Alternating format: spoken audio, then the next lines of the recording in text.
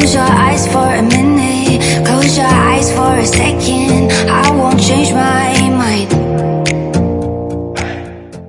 Hi Posh fam, welcome back to my channel. We're going to be recapping episode 5 of The Real Housewives of Beverly Hills. But before we get into the commentary that was episode 5, I would like to do this. First things first, thank you so much to my latest subscribers. Thank you so much for joining the Posh fam train. Welcome on board. Go through my playlist, see what you like, and stick with us.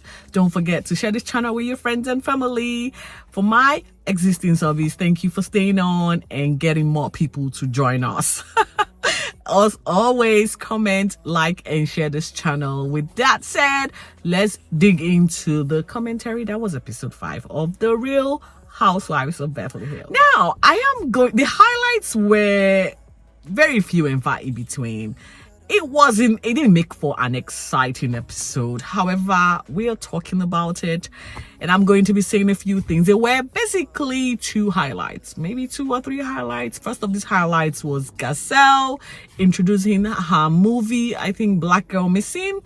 She did a private screening for this movie. She produced, directed, and starred in the movie. So kudos to you, Garcelle. You are doing well for yourself. Now, before we get through to this particular private screening, a few things then happened, and that was the fact that Erica's mom, Renee, came visiting.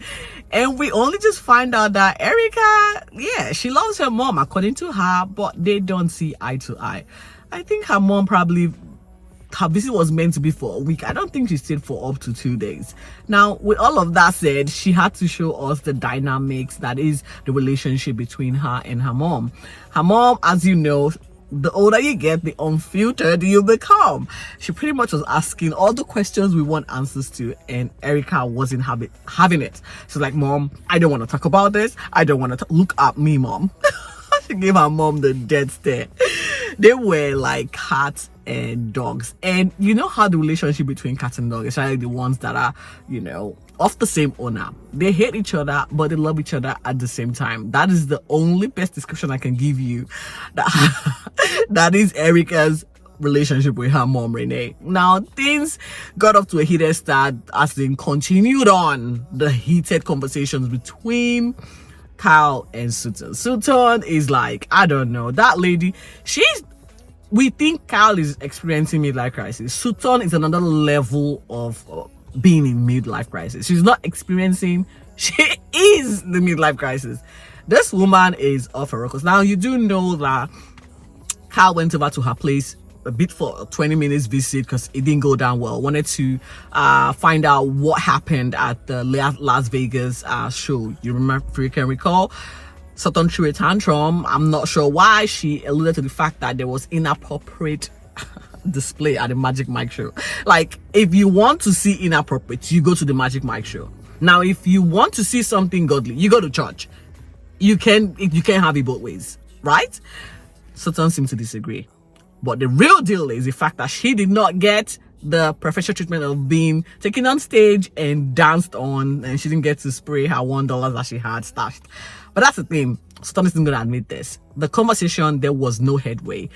Kyle walked off, and because I think Sutton decided to turn the conversation around and try to bring the rumor that is Mauricio and Kyle's relationship. And Kyle hightailed it out of there. Anyway, Sutton had decided that her midlife crisis has reached fever pitch. She is getting a horse. This horse cost more than my entire life. The horse is like 40 something thousand, $50,000 for pets.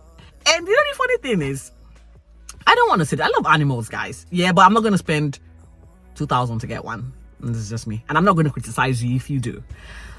This is where I'm criticizing her. Like, you got a horse. You have the money to buy a horse. You should have the wherewithal to have the horse catered to at your property, right?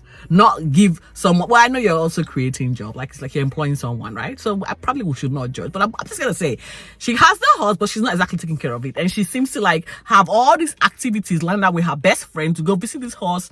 And I'm like, what is this? Is this woman like? She's ridiculous right now. We're gonna move on from Sutton. Like, I don't know how else to describe Sutton's behavior. And we're gonna move into Dorit is planning to get to the event, and so she, unbeknownst to her, missed out on the conversation that happened between Carl and Sutton. So Carl decided to feed her in on what happened, and it so turned out that she was going to be having a car ride with Sutton to Carl's Garcelle's movie premiere or movie private screening event. Before they got to this particular destination, Sutton decided she was going to do a mini photo shoot. That woman is so disrespectful and not respectful of time. But before we get there though, Christelle and her husband are having a conversation that has to do with Christelle's brother. Christelle's brother, for some reason, I don't know how this is news, guys. Her brother broke off an engagement during COVID. And now the brother hasn't reconciled with the fact that the relationship has ended. He's in China. And Christelle somehow, for some reason, wants her brother all to herself. That is the gist of it. And I'm going to move right along straight onto the screening. Guests were present. Apparently, Dorit still has PTSD. Now, her issue is with crowd. She didn't think it was appropriate that Garcelle didn't give her the memo. She was inviting over 100 people. And so she was already having panic attacks. I know, guys. I'm sweating. I'll soon be out of this. I don't know. Anyway, the screening happened. And guess who made a cameo appearance? Denise Richard has been introduced to the franchise for this particular season. This is how she came in. She came in as she's not coming in as Garcelle's friend, who they've been friends before now. Even though this lady that Lisa Rena decided she was going to meddle in the friendship, and that saw Denise walking off during a reunion that happened, I think during COVID, because they had the particular online reunion, and so she was able to walk off and never came back.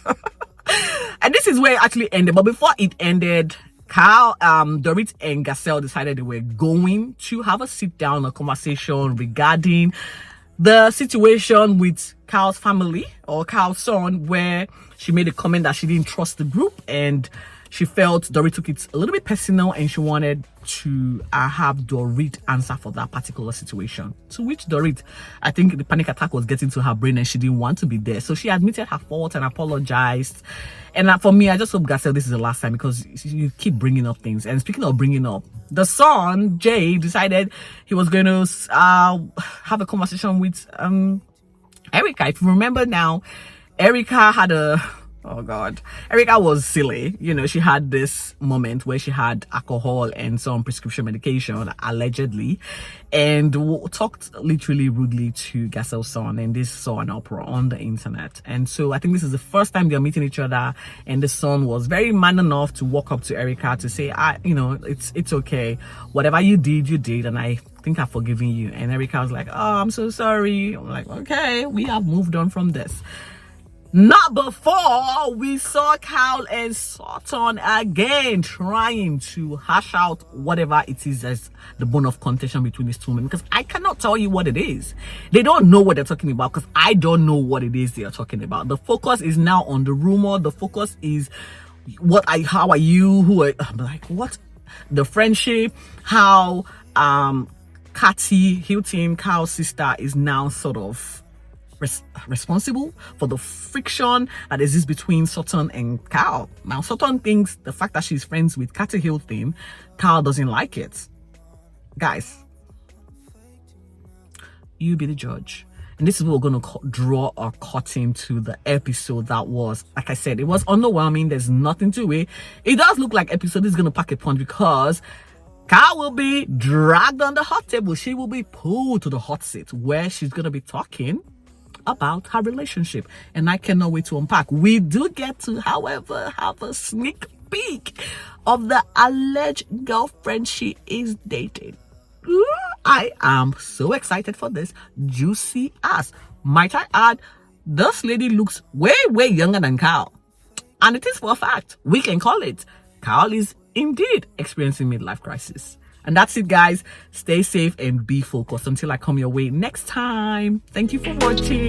Bye.